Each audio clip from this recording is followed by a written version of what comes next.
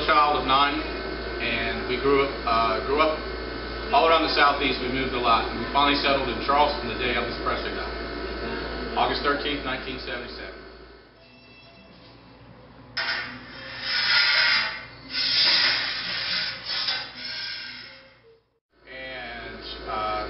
Went to grade school through college, got my graduate degree there in psychology, moved to Durham on April 1st, 1995.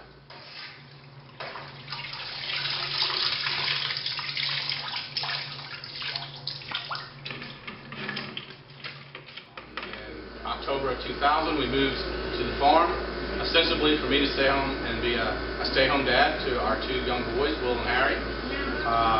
Bought some goats, looking for a tax write-off, and one thing led to another. I purchased equipment from a friend of mine who owned a dairy about 5 miles from here, and I absolutely, positively fell in love the first time I made a batch of goat cheese. And I cannot explain it, but it was a passion that I found in my 40s, and I haven't stopped doing it.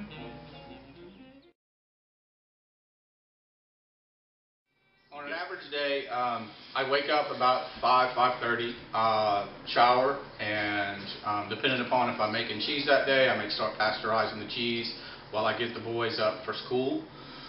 Take the boys to school, come back and finish pasteurizing, maybe begin making the cheese. Typically I'll make a chev twice a week, depending upon the time of year and the demand.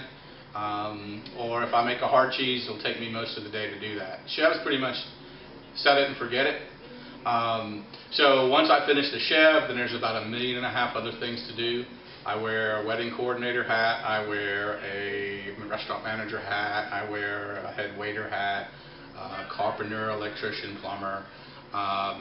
So there's lots of things to do around the farm. It's important, given the agritourism business that I do, that the farm stay nice looking all the time. So there's a lot of maintenance with that. Do a lot of delivering of cheese. I deliver it personally because I like to speak to the chefs directly if there's a problem or a question. So I deliver on Wednesdays or Thursdays. Raleigh, I typically go Thursday, Durham on Wednesday. There's also packing cheese for the market and for the retail grocery stores. So that takes a lot of time. So there's always something to do around, but it all revolves around making the cheese, taking care of the goats, making sure they're happy and well fed and taken care of. So there's always something going on.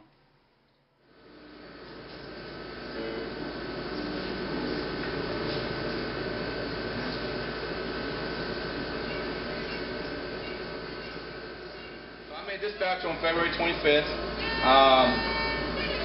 and as you can see, it's got a nice hue to it, a nice orange hue. And most of the extraneous molds have stopped growing on it. You don't see a lot of blue mold on this because I've been washing it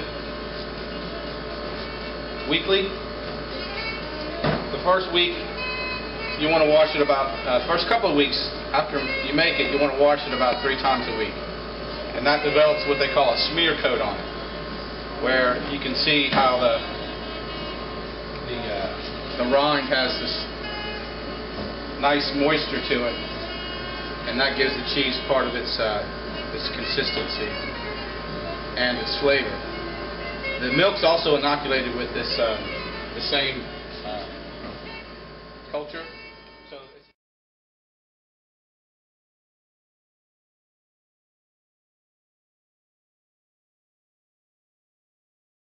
the first 2 here are tones. This one is these 2 here are manchegos, a Gruyere, Romano, Parmesan down the bottom.